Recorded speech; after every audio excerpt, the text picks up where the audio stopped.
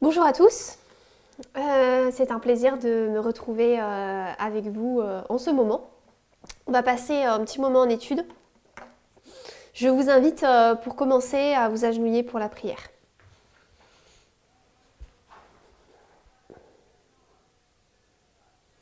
Merci Seigneur pour cette journée que tu nous accordes, que tu puisses nous accompagner, être avec nous, nous diriger pendant ce moment, nous ouvrir nos cœurs et nos esprits afin que nous puissions être ouverts à la compréhension de ta parole et de ta vérité. Et alors que ces messages sont répétés, qu'ils puissent faire plus grande impression sur nos esprits comme ils le font pour moi. Que tu puisses être avec chacun d'entre nous, avec ton peuple, et accorde-nous ton Saint-Esprit au nom de Jésus. Amen.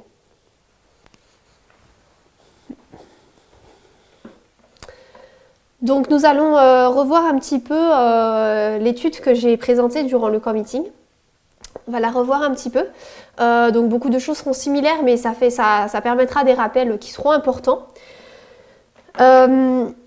Au cours donc, des quelques dernières années, la connaissance est arrivée beaucoup plus vite qu'à la vitesse à laquelle elle est arrivée pendant nos 30 années d'histoire. Depuis 1989, la connaissance arrive, mais c'est à une vitesse assez raisonnable pour qu'on ait le temps d'assimiler la vérité avant de passer à une autre vérité. Mais depuis quelques années, comme beaucoup d'entre vous ont pu le constater, ce n'est plus autant le cas. Les vérités arrivent, on a entre guillemets tout juste le temps de les comprendre, de les accepter, qu'une autre vérité arrive derrière, et on se sent un peu confus, un peu la tête pleine. Et ça devient donc beaucoup plus difficile à assimiler et beaucoup plus dur à comprendre. Et donc pour beaucoup d'entre nous, ça devient vraiment difficile. On n'a plus ce trou, cette période de mois ou même d'années qu'on avait avant pour comprendre un sujet. Et on a l'impression, pour beaucoup d'entre nous, que les sujets qui arrivent n'ont même pas de fondement. Ou alors sortent de nulle part. Et je suis sûre que vous avez entendu au moins une fois et plusieurs fois, c'est sûr, l'expression « mais c'est quoi votre preuve pour ça ?» Ou alors « il est écrit ». C'est ce que les gens sortent beaucoup, soit par rapport à ce sujet récent de l'homosexualité dont nous allons quelque peu parler, soit par rapport aux vérités récemment. Toutes les vérités récentes qui ont été présentées. Alors aujourd'hui, on va essayer de voir un petit peu le sujet. Bon, on sait que le sujet qui trouble tous les esprits, c'est l'homosexualité. Même si pendant le camp meeting dernier de Den Hayden, Parminder et l'ancienne thèse ont vraiment souligné le fait que c'est pas seulement l'homosexualité, que c'est vraiment le genre en fait, que c'est l'égalité des genres, et l'homosexualité en est une branche, en est un élément. Donc nous, on va essayer de se concentrer et de retourner en arrière, de regarder un petit peu à travers les lignes que j'ai posées sur le tableau, d'où est-ce qu'on est parti, où est-ce qu'on est arrivé, et comment est-ce que le Seigneur nous a conduits de ce point A à ce point B, en fait, de là où on était avant à là où on est aujourd'hui. Alors, je vais poser ce point A et ce point B parce qu'on y retournera plus tard et c'est bien de pouvoir le voir. Donc, je vais le noter. On a ce point A qui est donc, on est dans le sujet de l'homosexualité, on est dans le sujet du genre, du mariage homosexuel. Donc, ce point au modèle du mariage. Donc, je vais mettre mariage en Éden. Puisque le point A, c'est de là qu'on est parti. Donc, mariage en Éden.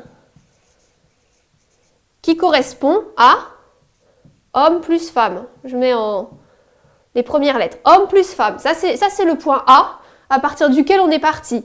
Maintenant, le point B, auquel nous arrivons, ça va être le modèle du mariage.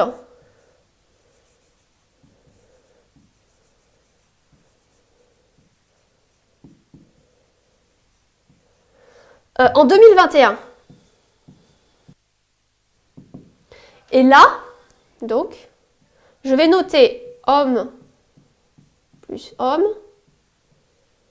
femme plus femme. Donc ce principe de point A à point B, gardez-le bien à l'esprit parce qu'on va y revenir. Comme ça, vous pourrez le revoir au tableau. On passe d'un mariage en Éden homme plus femme, d'un modèle, à un modèle de mariage en 2021 qui est homme plus homme, femme plus femme. Et bien sûr, homme plus femme aussi. C'est pas supprimé. Donc on va essayer de voir également la relation entre ces deux modèles. Parce que là, à premier abord, d'après notre vue conservatrice, on se dit mais ils s'opposent en fait. Le modèle B est en complète opposition avec le modèle donné en Éden. Et on va essayer de voir si c'est le cas, s'ils sont vraiment en opposition ou s'ils sont complémentaires. Mais on va voir ça plus tard.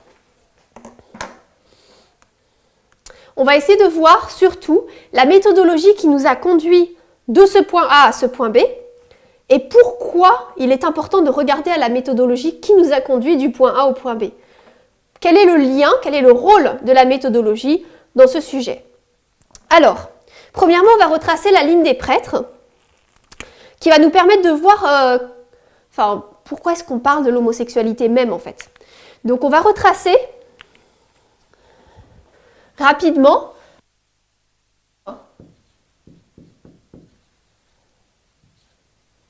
Alors, on a 1989, notre temps de la fin, le 11 septembre, 2014, 2019 et 2021. Ok. Alors, en vert, je vais noter la correspondance avec le modèle de l'agriculture. Donc là, on a le labourage. Là, nous avons la première pluie.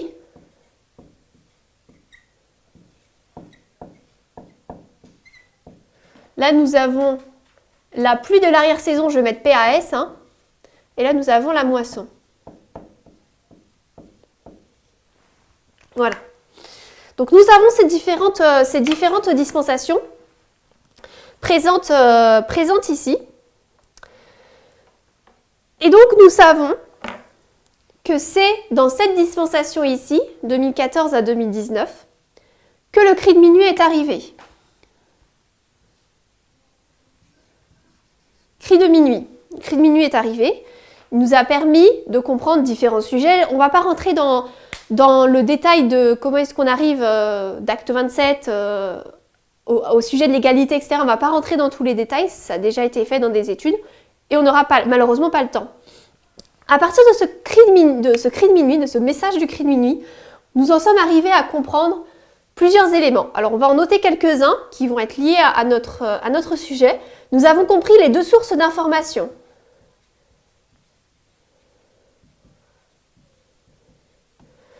Nous avons compris les deux sources d'information. Ces deux sources d'information nous ont permis de comprendre plusieurs choses, et notamment l'égalité.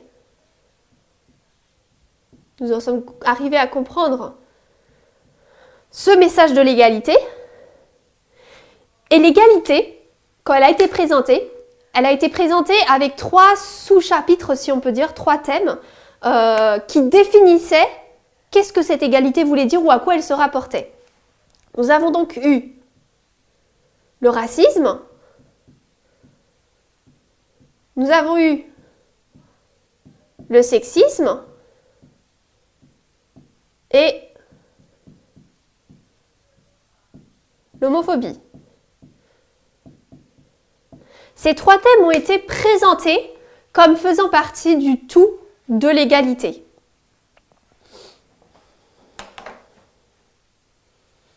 Alors, pourtant, si on regarde ces 3 thèmes, il n'y en a que 2 qui ont vraiment été développés ou étudiés pendant cette dispensation de 2014 à 2019. C'était le racisme et le sexisme. Alors, la raison pour laquelle ça a été le cas et pour la raison pour laquelle on n'a pas discuté du sujet de l'homophobie, c'est parce qu'on était tellement en retard par rapport au sexisme que si on commençait à parler de l'homophobie, beaucoup d'entre nous auraient été complètement détruits en fait. On serait mort avant que ce soit le temps. Donc ça aurait été beaucoup plus, ça n'aurait pas eu de bénéfice pour nous, vu notre position, puisqu'on sait que le sexisme est profondément lié à l'homosexualité. Là où il y a du sexisme, on va retrouver de l'homophobie. Et donc on était tellement en retard qu'on ne pouvait pas avoir cette étude présentée ou cette compréhension présentée encore. Mais malgré tout, elle était présente, puisque ces 3 points ont été présentés dans ce message du cri de minuit. Et ensuite, comme l'ancien Parminder l'a développé au camp meeting dernier, le sujet de l'homophobie a commencé à être présenté avec la compréhension du 14e amendement de la Constitution des États-Unis. Alors pourquoi est-ce que je souligne ce point en particulier? Ce point comme quoi l'homophobie était présente, même si elle n'a pas été expliquée, étudiée, si elle n'a pas été présentée en quelque sorte, même elle était présente. Eh bien c'est à cause du modèle de l'agriculture que j'ai présenté en vert sur la ligne. Et nous allons voir pourquoi. Je vous invite à lire 2 textes avec moi. Donc, un 1 Samuel 12, 17 et Proverbe 26, 1. Proverbe 26, 1, c'est un verset qu'on connaît beaucoup, mais 1 Samuel un peu moins. Alors, nous allons les lire. « N'est-ce pas la moisson des blés aujourd'hui? J'appellerai le Seigneur et il enverra tonnerre et pluie, afin que vous puissiez discerner et voir que votre mal que vous avez fait aux yeux du Seigneur est grand, en demandant un roi pour vous. » Et Proverbe, comme la neige en été, et comme la pluie pendant la moisson, ainsi l'honneur ne convient pas à un insensé. Donc là, dans ces versets, nous voyons que, il est dit dans 1 Samuel, c'est la moisson des blés. Et donc, ils ne sont pas censés recevoir de pluie, mais Dieu va l'envoyer pour qu'ils puissent comprendre leur méchanceté, comme punition, comme châtiment pour leur comportement. Il est dit également que la pluie pendant la moisson ne convient pas, tout comme l'honneur ne convient pas à un insensé. Alors, ces versets nous permettent de comprendre que pendant la moisson ici, il n'y a pas de pluie. Donc, nous savons que la pluie représente un message, donc il n'y a pas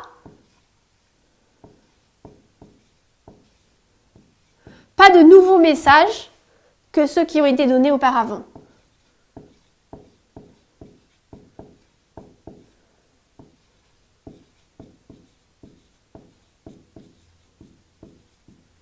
Pas de nouveaux messages. Et c'est important parce que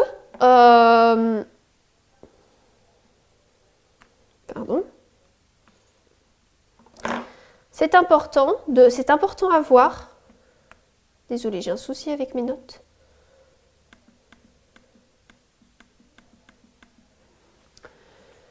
Puisque donc dans chaque génération, un message est censé arriver et ce message est censé être notre pain. Nous sommes nourris par ce message, par ce pain qui arrive pour notre dispensation, pour notre génération. Maintenant, si on se dit, oui, mais pendant cette période de la moisson, il n'y a pas de pluie, il n'y a pas de message.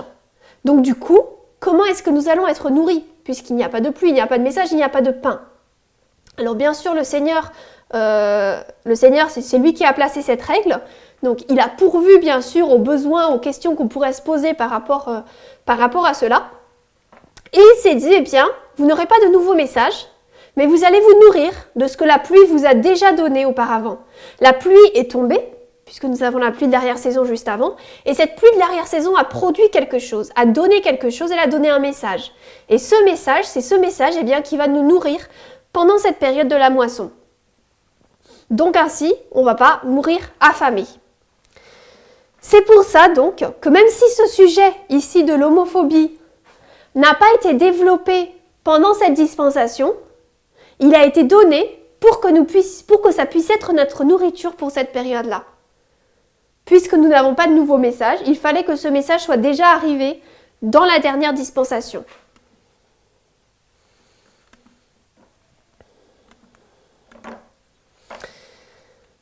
Donc,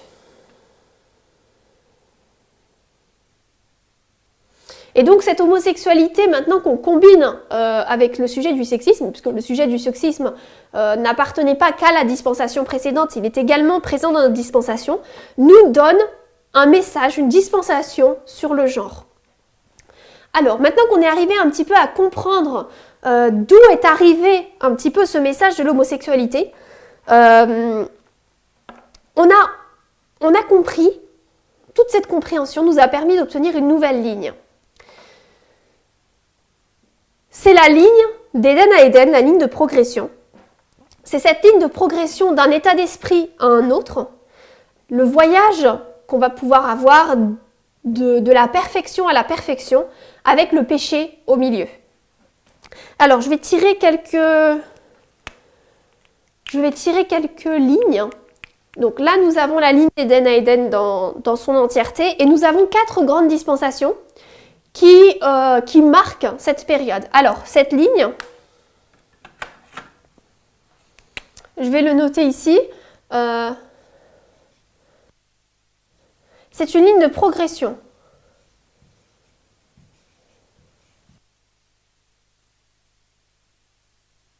Et nous allons le voir parce que nous n'étions pas habitués à tracer d'aussi grandes lignes et avoir une telle progression. Donc,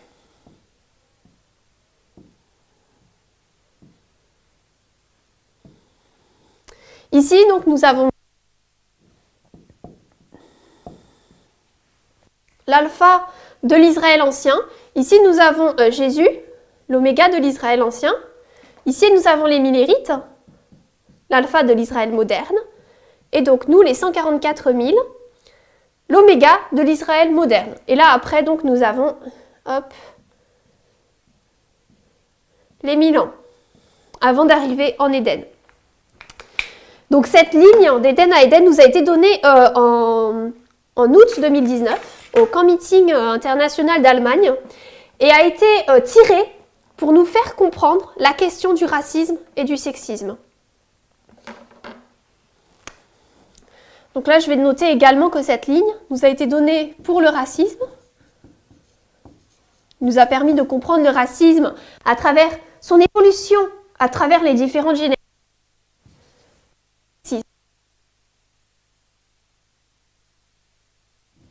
Voilà. Donc, Dieu nous a donné cette ligne. Et en nous la donnant, il a voulu nous montrer que nous sommes dans une histoire de progression. En tout cas, par rapport à certains sujets. Jusque-là, donc comme j'ai dit tout à l'heure, on coupait les lignes. On prenait une histoire, par exemple, on prenait l'histoire de l'Israël ancien, et on se disait, voici cette ligne, on la coupe. On la coupe au milieu, on a l'Israël ancien, l'alpha de l'Israël ancien, l'oméga de l'Israël ancien. On coupait les lignes et on n'avait pas cette notion d'une ligne de progression qui allait montrer un point progressif. Mais maintenant, ces lignes nous sont données pour qu'on puisse comprendre cette idée de dispensation, pour comprendre des sujets qui vont être dispensationels. Alors, maintenant que nous avons commencé à parler un petit peu maintenant qu'on a présenté cette ligne d'Éden à Éden rapidement, j'aimerais qu'on essaie de réfléchir à la progression qui s'est réellement passée pendant cette ligne de progression. Alors, pas rentrer dans les détails du racisme et du sexisme, comment ça s'est manifesté, mais le principe de la progression dans une ligne de progression, si on peut dire ainsi. Donc, nous sommes à la fin, dans la ligne des 144 000, dans la dernière ligne, juste avant les 1000 ans et la restauration d'Éden. Et donc, notre société a évolué depuis le début de la ligne.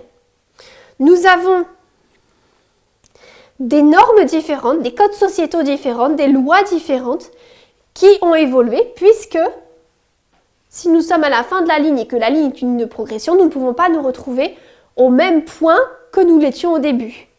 Donc là, nous sommes ici. Nous avons donc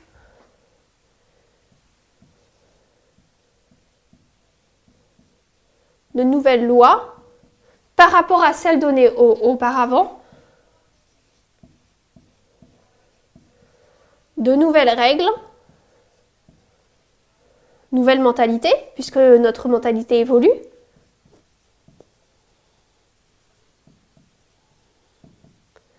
De nouveaux codes sociétaux.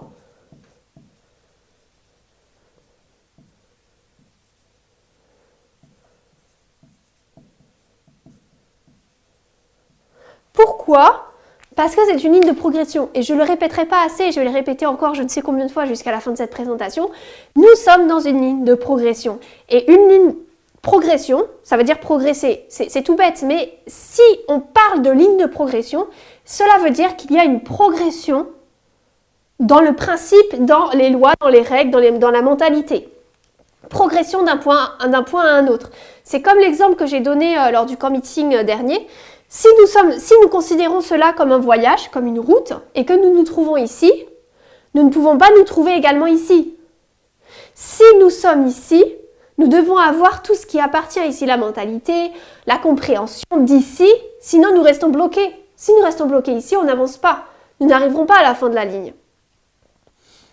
C'est un point important par rapport à la progression qu'il nous faut comprendre. Nous sommes donc dans une nouvelle période de temps. Alors, la question maintenant que j'aimerais vous poser par rapport à cela, et je veux pas spécialement qu'on y réponde, mais c'est un point auquel j'aimerais que vous réfléchissiez. Dans cette nouvelle période de temps maintenant, où nous sommes, chaque nouvelle période de temps a été par rapport à l'ancienne une nouvelle période de temps. Donc nous sommes dans la dernière nouvelle période de temps, si on peut dire.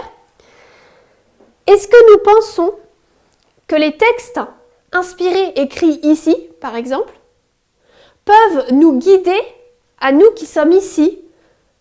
Ces textes ont été écrits avec des codes sociétaux différents, dans une époque différente. Est-ce que nous pensons qu'ils peuvent soutenir notre compréhension aujourd'hui? Est-ce que nous pensons qu'on peut trouver dans la Bible des textes qui expliquent notre croyance par rapport à notre dispensation? Alors souvenez-vous, nous sommes en train ici, dans cette ligne de progression, de parler de sujets dispensationels. En disant la question que je viens de vous poser, en disant ce que je viens de dire, je ne suis pas en train de dire, de toute façon, la Bible, ça a été écrit à l'époque, c'est pour l'époque, c'est pas pour maintenant, donc c'est fini. Ce n'est pas ce que je suis en train de dire. Je suis en train de dire qu'il y a certains thèmes dans la Bible qui sont dispensationnels. Le racisme et le sexisme, c'en est deux exemples. Et ces thèmes dispensationnels, pour ces thèmes dispensationnels donc, qui vont progresser dans le temps et qui vont avancer, les Millérites ici ne pouvaient pas utiliser des textes de l'époque de Moïse pour soutenir leur compréhension. Parce que sinon, ils ne pouvaient pas avancer dans cette progression et donc avoir la compréhension qui est nécessaire pour entrer en Éden. Ils restaient bloqués dans la compréhension d'une période de temps différente, si cela a du sens. Alors souvenez-vous, on essaie de savoir comment est-ce qu'on passe de ce point A au point B, le mariage, modèle du mariage en Éden au modèle du mariage en 2021. Alors, comme j'ai dit et que je le redis toujours, nous sommes donc dans une ligne de progression. Et la progression veut dire changement, une évolution de compréhension, une évolution de croyance. Sinon, ce n'est pas une progression. On n'avance pas, on stagne.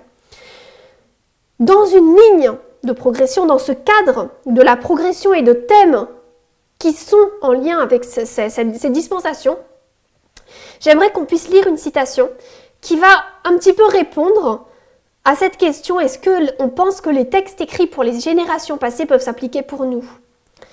Alors, que j'affiche la citation, je ne l'ai pas, malheureusement, je n'ai pas la citation. C'est pas grave, je vais vous écrire...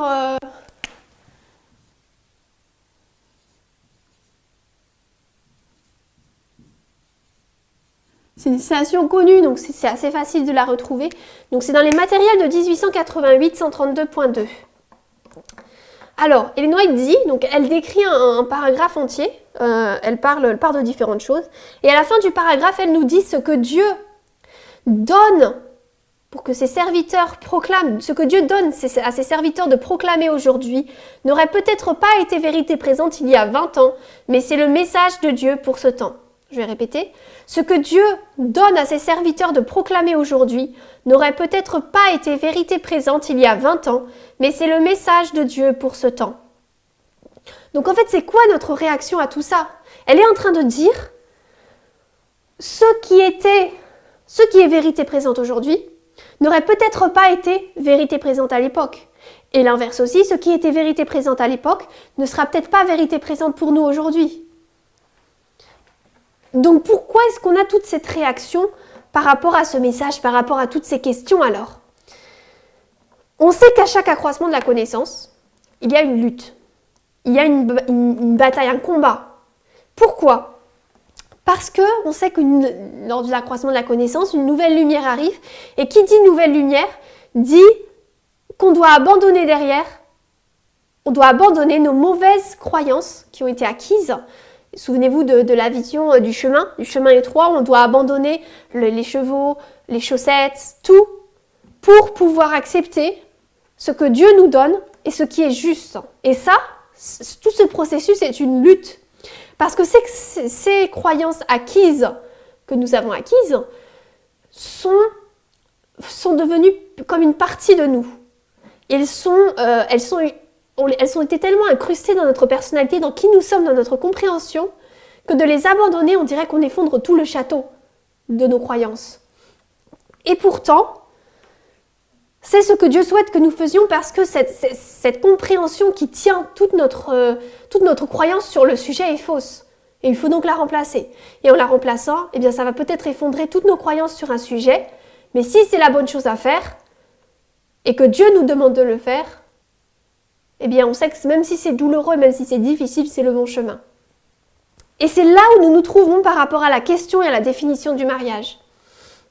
Nous avons des connaissances, des croyances acquises qui sont fausses et qui sont conservatrices. Et nous devons les abandonner pour comprendre cette nouvelle signification du mariage. Alors, lorsque je dis abandonner l'ancienne compréhension, laisser de côté l'ancienne compréhension, il faut comprendre que le fait qu'il y a un nouvel élément ne veut pas dire que l'ancien élément est opposé. C'est ce qu'on va voir plus tard par rapport à est-ce que c'est opposé ou complémentaire. On va voir ça plus tard. Donc, notre croyance originelle, notre croyance de base qui nous permet de soutenir le point A, donc la définition du mariage en Éden, nous donne le principe homme-femme. C'est facile de le lire dans Genèse, on va lire quelques textes par rapport à ça. Donc là, c'est des textes de Genèse 1, versets 26 à 28. Donc je vais juste lire les parties soulignées. Donc, et Dieu dit, faisons l'homme à notre image. Donc là, il crée l'homme. Verset 27, et Dieu créa l'homme à sa propre image. Il le créa en l'image de Dieu. Il les créa, mâle et femelle. Et ensuite, Dieu dit, fructifiez et multipliez-vous et remplissez la terre. Il les a bénis. On voit, et même si on lit Genèse 2, c'est facile. Dieu crée l'homme, il crée la femme. De la côte de l'homme, c'est homme et femme. On voit ce principe biblique d'homme et femme. C'est le modèle présenté dans la Genèse et le modèle qui va devenir un peu la norme pour le mariage ou les couples normaux dans le reste de la Bible et même dans le reste de l'histoire. Mais maintenant, en 2021, Dieu nous dit non, c'est pas juste homme plus femme. Là, donc, nous avons le modèle.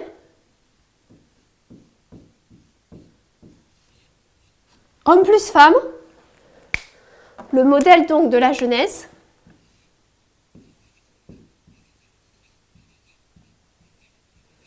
Mais Dieu, maintenant, nous dit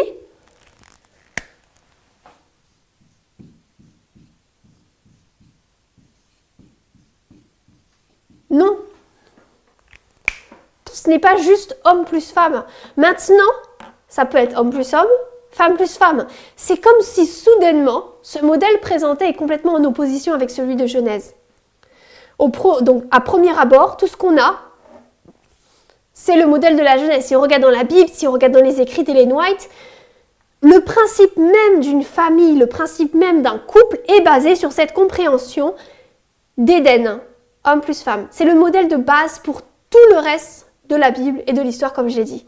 Donc on se dit, Genèse ici, c'est tout ce qu'on a. C'est tout ce qu'on peut voir. C'est la seule compréhension du mariage d'un couple qu'on a. Donc, c'est tout ce qu'il y a. Et c'est là où on entre dans la synagogue et on voit que ce principe, en fait, est faux. Là, nous avons donc, ça c'est tout ce que je vois.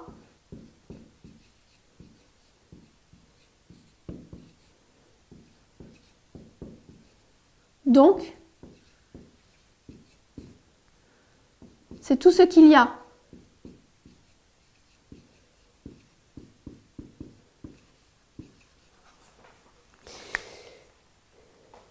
Et c'est là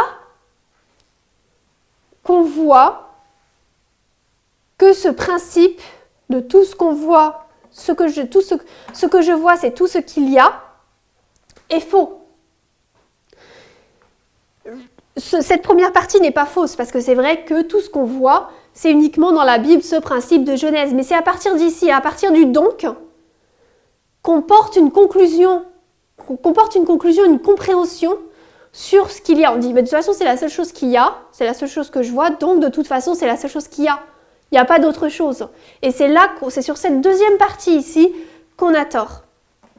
Il y a tellement d'exemples, si on regarde ce principe de la synecdoque, il y a tellement d'exemples différents qui nous prouvent en fait que quand on voit quelque chose et on pense que c'est le tout, ça ne l'est pas. L'ancien Parminder a rappelé pendant le camp meeting dernier le principe du cerveau rapide et du cerveau lent. Et il a un peu réexpliqué les principes, donc je pense que la plupart d'entre nous sommes familiers avec ce concept. Mais là, on le voit en action. Véritablement, dans ce principe, dans cette question du mariage, on le voit en action. Pourquoi ? Parce que notre cerveau rapide va voir quelque chose. Notre cerveau rapide se dit, de toute façon, je vois quelque chose, et automatiquement, il veut l'assimiler et y réagir de suite, même s'il ne comprend pas pleinement ce que c'est. Donc notre cerveau, il va voir ça, homme plus femme, ce modèle de Genèse, et il va se dire, de toute façon, c'est la seule information qui m'est donnée, donc c'est tout ce que je dois savoir par rapport à ce sujet. Notre cerveau rapide n'aime pas les trous ou les manques qui peuvent se trouver dans notre esprit, donc il va essayer de les combler. Mais il les comble mal parce que notre cerveau rapide ne réfléchit pas. Donc il va dire, ok, là j'ai le principe d'homme plus femme, c'est tout ce que je vois, donc c'est tout ce qu'il y a. Et c'est là que c'est mauvais en fait, c'est là qu'on commence à rentrer dans des problèmes. Et donc notre cerveau lent, si on veut bien le laisser agir, c'est là qu'il va nous aider et il va nous dire non, attends, on prend un pas en arrière, on recule et on essaie de considérer exactement l'entièreté des choses. Il va se poser, il va se dire non, en fait, est-ce que vraiment ce que tu vois, c'est tout ce qu'il y a ? Et donc c'est la même chose ici. En 2021, Dieu essaie de nous dire que ce qu'on voit, c'est qu'une partie du tout. Nous, on dit le mariage, c'est homme plus femme. Donc, comme c'est la seule information qui nous est donnée, c'est toute l'information dont on a besoin. Et Dieu nous dit non. Ce que vous voyez, ce n'est qu'une partie. Ce n'est pas l'entièreté. À chaque accroissement de la connaissance, Dieu essaie de nous montrer que ce qu'on pense savoir, ce qu'on pense être l'entièreté, ne l'est pas en fait. Et il essaie de nous faire changer d'état d'esprit et de passer d'un mode, de passer à ce mode de compréhension de Dieu qui est cataphatique. Un Dieu cataphatique qui accepte les homosexuels et le mariage des homosexuels. Donc là, il essaie de nous faire passer de ce modèle à ce modèle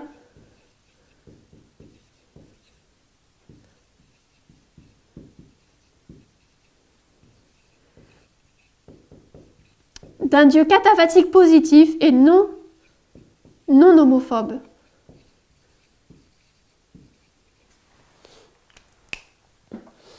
Un Dieu qui n'est pas homophobe, un Dieu qui accepte les homosexuels et l'idée même que nous pouvons marier ces homosexuels dans l'Église. Et il y a vraiment il doit y avoir un changement dans notre état d'esprit pour pouvoir passer de cette synecdoque où on pense que tout ce qu'on voit, c'est tout ce qu'il y a par rapport à ce mariage, que c'est la seule chose correcte pour passer à une compréhension complète du mariage et à une compréhension d'un Dieu cataphatique qui n'est pas homophobe. C'est vraiment un changement d'état d'esprit que Dieu essaie de produire en nous.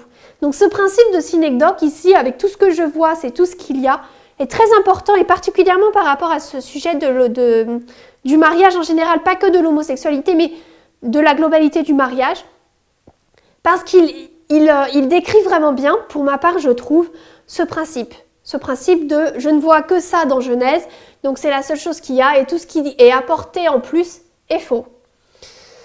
Si on reprend la ligne d'Éden en Éden qu'on a vue tout à l'heure, c'est cette ligne en fait qui nous permet de comprendre à travers le cri de minuit que nous sommes dans une dispensation du mariage. Donc, comme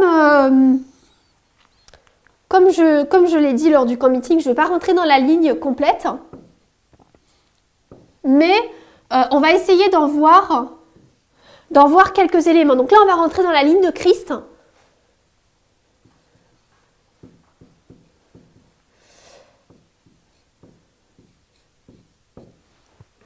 On va essayer de rentrer dans la ligne de Christ rapidement. Donc je la dessine rapidement. Hein. C'est cette ligne. Donc là, on a le baptême. Là, il appelle ses 5 disciples. Donc c'est quand on prend une fractale de la ligne. Et là, ici, on se retrouve avec le mariage de Cana. Les noces.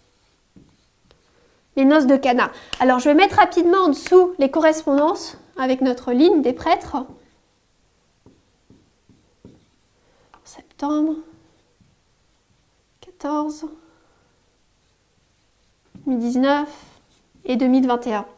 Donc ça, c'est une fractale de la ligne de Christ que l'ancienne Thèse a présentée pendant le camp meeting, le Sacramento, le camp meeting IPR, dans la dernière présentation, où donc le sujet c'était Cana. Et elle présente cette ligne, elle l'explique, donc si vous voulez plus d'informations par rapport à cette ligne et comment est-ce qu'elle y rentre, retournez voir la vidéo. Et donc elle présente cette ligne et nous montre que nous sommes ici, à partir de ce moment-là, dans la dispensation de 2019 à 2021, dans une histoire de mariage, puisque les noces de Cana introduisent cette idée du mariage.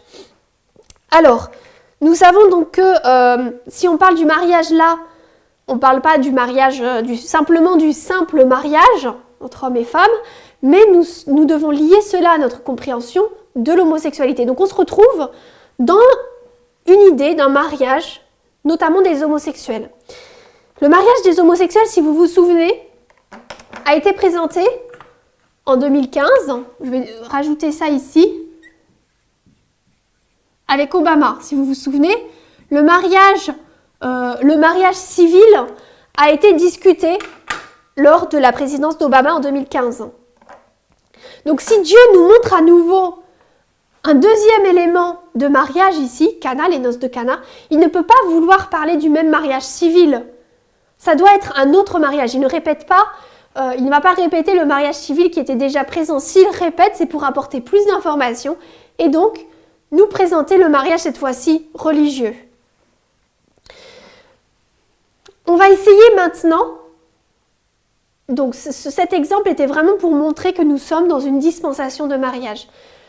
On va essayer de regarder à 2 exemples rapidement, qui vont essayer de nous montrer, deux témoins qui vont essayer de nous montrer ce principe-là, ce principe d'étude, ce principe en fait de tout ce qu'il y a. Est-ce que c'est tout ce que je vois, est-ce que c'est tout ce qu'il y a? Alors, je vais diviser en 2 mon tableau. Donc, on va prendre notre premier exemple ici. Premier exemple, on va parler du sabbat. Voilà. Alors, on va remonter dans la ligne des Millérites pour parler du sabbat, de la manière dont le sabbat est arrivé, tout simplement, au tout début. Donc, je vais tracer la ligne des Millérites rapidement, hein. Je ne vais pas rentrer dans tous les détails, je mets les balises principales. Là, je mets 1798, 1844. Donc, on sait que Ellen White et James White ont accepté la vérité du sabbat en 1946. Donc là, je mets sabbat, mais sachez que c'est pour Ellen White et James White, parce qu'on sait que le sabbat est arrivé avant. Pour ceux qui se rappellent, avec Rachel Hawkes, qui était une baptiste du 7e jour, et qui a été donc une des premières à encourager et à expliquer en fait aux millérites adventistes, si on peut dire, cette compréhension du sabbat. Et par la suite, c'est Bates qui a amené cette vérité du sabbat à Ellen et James White. Si on essaie de réfléchir à Rachel Hawkes, à ce qu'elle a essayé de faire. Elle s'est dit en fait, le dimanche, je sais que c'était la vérité commune de cette époque, le dimanche, elle a dit en fait, moi, je vais essayer d'aller plus loin que ce que je pense savoir. Je vais essayer de comprendre et d'aller plus loin dans ma compréhension biblique que ce que je pense savoir. Et c'est ce qui lui a permis d'arriver à cette compréhension du sabbat. Donc, Ellen et James White ont dû passer par, et les millérites, même adventistes, ont dû passer par différentes étapes. Donc, au début, ils étaient contre la vérité, volontairement ou involontairement, de par leur croyance. Ils ont dû étudier, d'accord, puis accepter.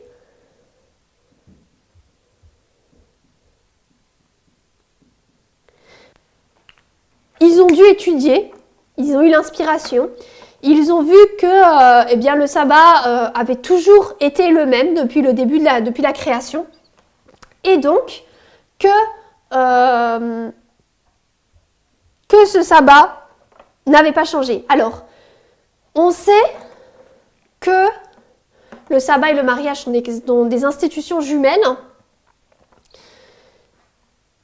et on pourrait se poser la question, ok, donc tu es en train de nous dire qu'ils ont pu étudier la Bible, parce que de toute façon dans la Bible, dès le début, c'était marqué sabbat, mais pour le mariage, dès le début, c'était marqué hommes et femmes. Il faut réfléchir, il faut penser au fait que le sabbat, ce n'est pas une question dispensationnelle. Le mariage, si. Même si c'est des institutions jumelles, et j'ai eu quelqu'un qui m'a posé la question, qui m'a dit pourquoi est-ce que le mariage est une question dispensationnelle et le sabbat ne l'est pas? Je ne pense pas avoir tous les éléments de réponse, mais un élément qui m'aide par rapport à ce questionnement, c'est que le mariage a été impacté par le péché. Il y a eu des conséquences. Et donc, il y a eu ce besoin de restauration progressive à travers les dispensations.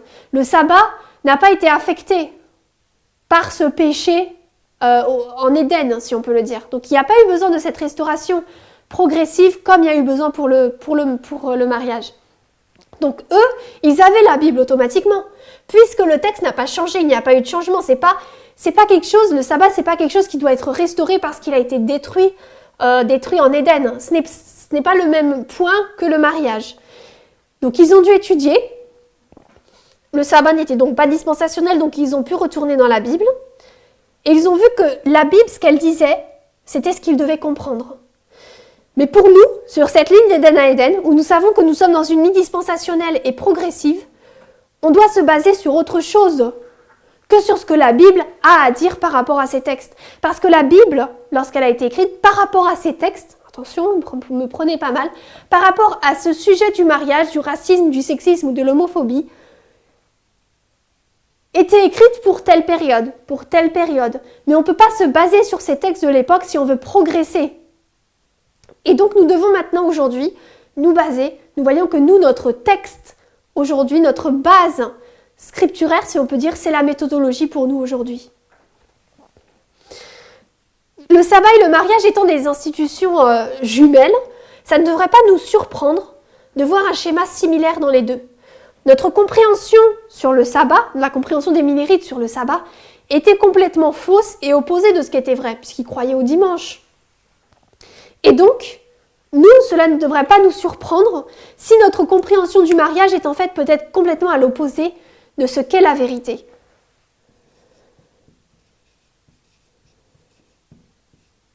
Donc là, ici, je marque dimanche contre sabbat. Leur compréhension était à l'opposé.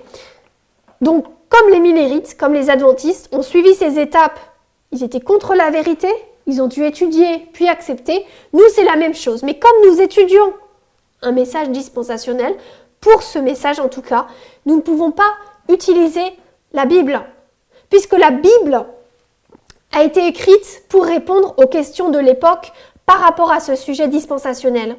Pour nous, c'est la méthodologie que nous devons accepter, cette lumière, et ne pas la rejeter. La Bible a été écrite par rapport à ce sujet pour un certain point dans les dispensations. Dans cet exemple-là, donc, ils avaient l'inspiration. Et on pourrait se dire, ouais, c'est un exemple, mais nous, on n'a pas l'inspiration, donc c'est pas un exemple tout à fait parfait. Eh bien, on va prendre un deuxième exemple où eux non plus, à cette époque-là, n'avaient pas d'inspiration et ont dû accepter la parole que Dieu a donnée à ce moment-là. Deuxième exemple, on va prendre, comment est-ce que je vais mettre ça? Je vais mettre le ciel.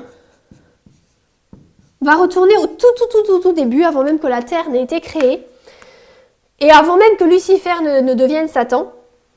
Donc là, nous avons le Père, Dieu le Père, Dieu le Fils,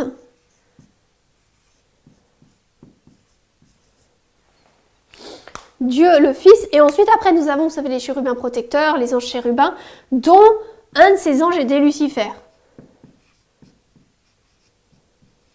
Un des chérubins protecteurs. Et ensuite après nous avons les anges, les différentes catégories des anges, etc. Tous les habitants du ciel. Alors, on sait que le Dieu et le Fils étaient égaux. Ils ont toujours été égaux et au même niveau. Alors, les anges, donc Lucifer, les anges, quand on commence à descendre, ne savaient pas que le Fils était égal au Père. Ils pensaient qu'il était en fait comme un chérubin protecteur, qu'il était un chérubin protecteur comme Lucifer, parce que tout ce qu'il pouvait voir, donc souvenez-vous, tout ce que je vois, c'est que le Fils est un ange chérubin, un ange protecteur. Et pourtant, ce n'était pas tout ce qu'il y avait. Quand nous allons lire un texte, justement, où Dieu a réuni l'univers entier pour expliquer la position du Fils. Alors...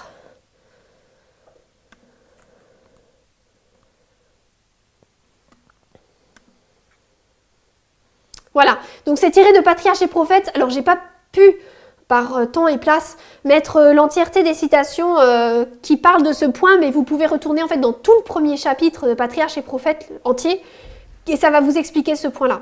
Donc, il est dit, on va lire les parties en souligné, « Le roi de l'univers a convoqué les armées célestes devant lui, afin d'exposer en leur présence la véritable position de son Fils et de montrer la relation qu'il entretient avec tous les êtres créés. Devant l'assemblée des habitants du ciel, le roi déclara que nul autre que le Christ, l'unique Fils de Dieu, ne pouvait entrer pleinement dans ses desseins et que c'était à lui qu'avait été confiée l'exécution des puissants conseils de sa volonté. » Donc là, les anges reconnurent avec joie la suprématie du Christ.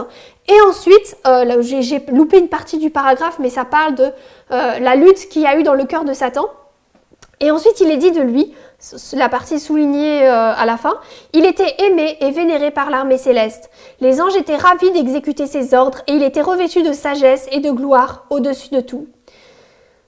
Pourtant, le Fils de Dieu a été exalté au-dessus de lui, comme un seul en puissance et en autorité avec le Père. Il partageait les conseils du Père, tandis que Lucifer n'entrait pas ainsi dans les desseins de Dieu. Pourquoi, demanda cet ange puissant, le Christ devrait-il avoir la suprématie? Pourquoi est-il honoré au-dessus de Lucifer? Dans ce texte, surtout la dernière partie, Satan fait comprendre qu'en fait, il dit, mais pourquoi est-ce que Christ a été promu? Pourquoi est-ce que Christ a été exalté au-dessus de moi-même comme ayant droit d'entrer dans les conseils du Père et d'avoir la suprématie? Pourquoi est-ce qu'il est honoré? Pourquoi est-ce qu'il est exalté au-dessus de moi?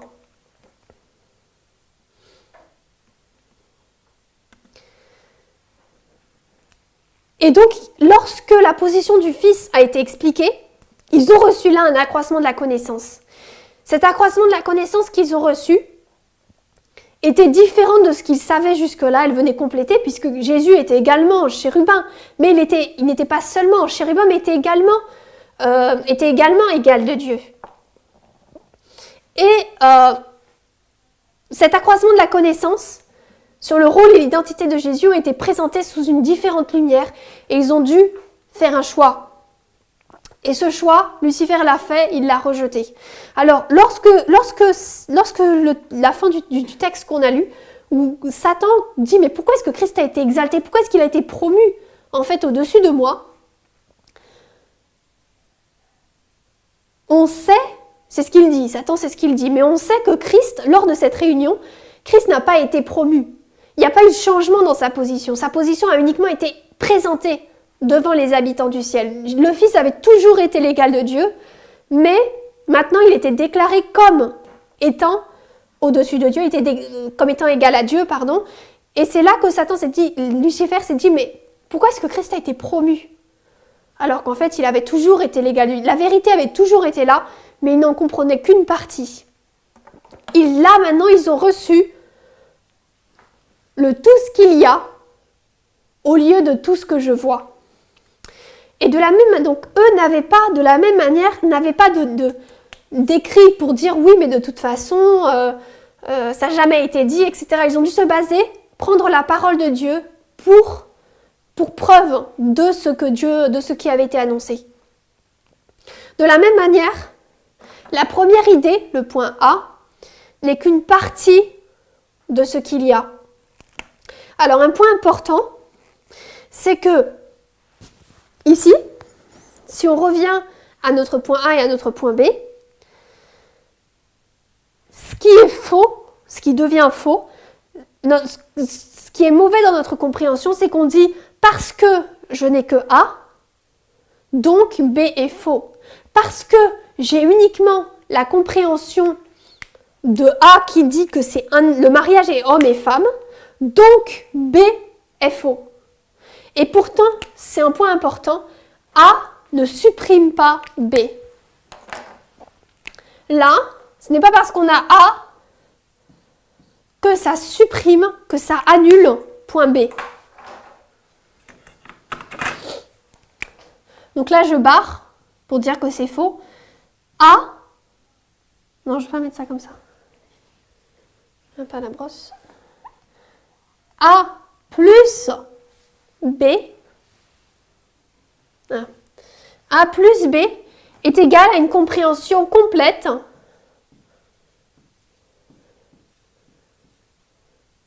du mariage. Mais je pense que c'est un point important à comprendre. On se dit, puisque on n'a que A, que cette compréhension d'homme et femme, donc B est faux. Mais ce n'est pas ce qui est dit. Ça n'a jamais été dit. Ce n'est pas parce que A est ce que nous comprenons que B est faux. Les deux nous permettent d'avoir, parce qu'une compréhension complète. Souvenez-vous, nous essayons de nous rapprocher d'Éden, de la perfection, et donc Dieu essaie de nous amener à une compréhension complète de chaque sujet, du racisme, du sexisme et de l'homophobie, et donc de la question du mariage en général. C'est pour ça donc qu'il nous faut, chacun d'entre nous, avancer dans cet accroissement de la connaissance. Et en faisant cela, on doit comprendre comment Dieu nous a conduits. Alors, le sujet de l'homosexualité n'est pas fini, c'est encore un sujet qui est en développement. Mais j'aimerais vous poser cette question en fait. Qu'est-ce qui vous fait peur dans ce sujet, dans l'homosexualité? Qu'est-ce qui vous fait peur? Parce qu'il y a tous ceux qui luttent, tous ceux qui ont du mal à avancer, posez-vous la question, pourquoi? Prenez un moment, posez-vous la question, pourquoi?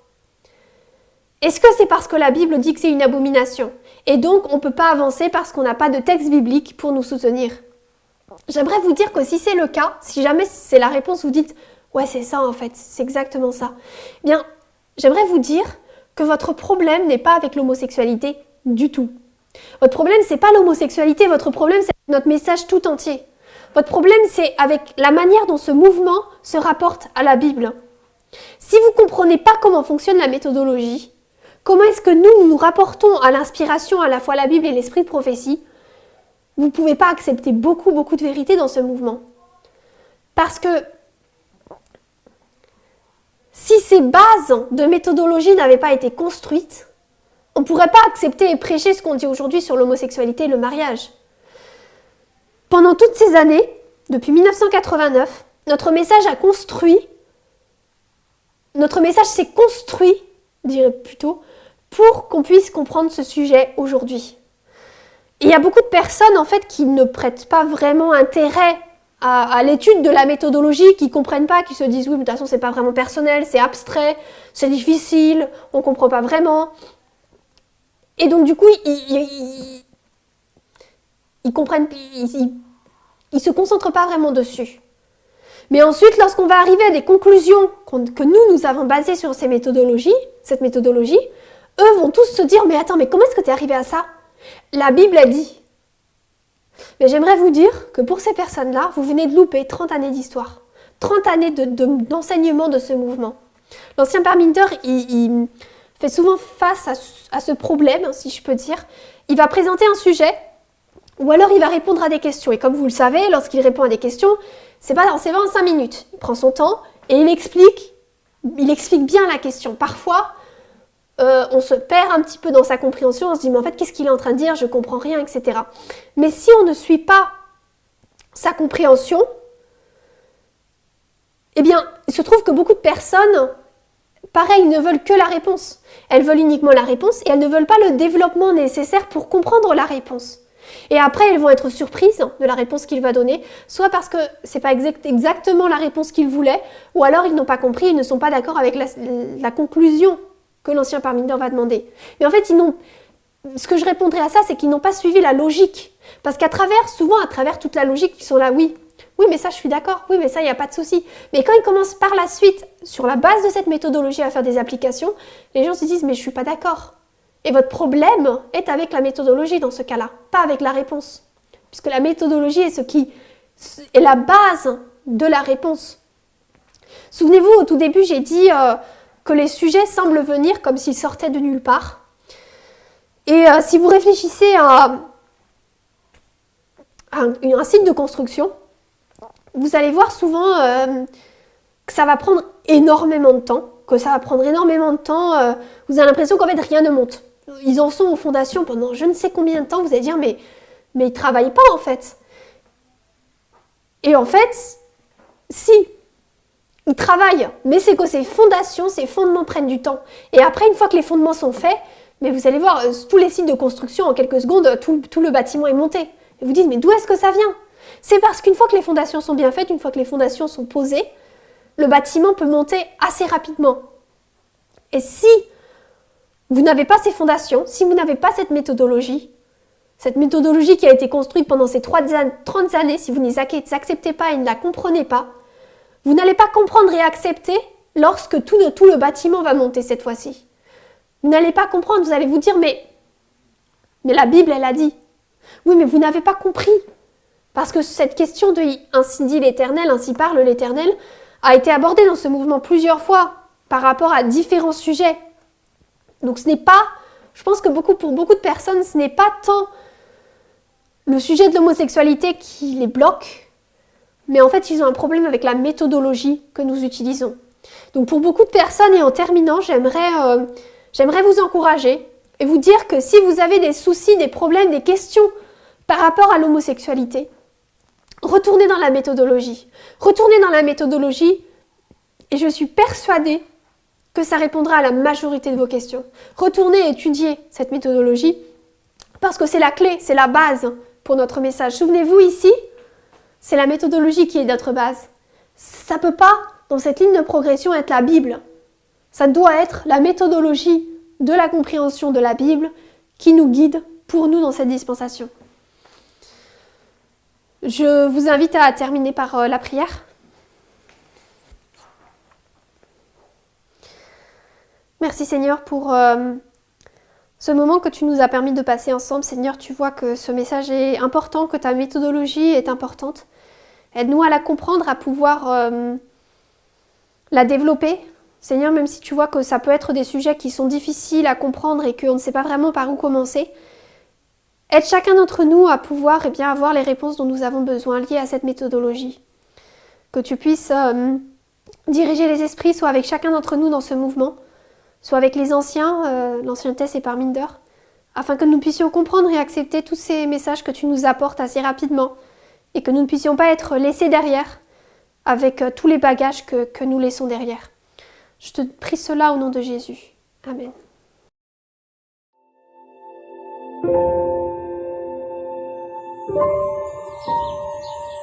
Thank you.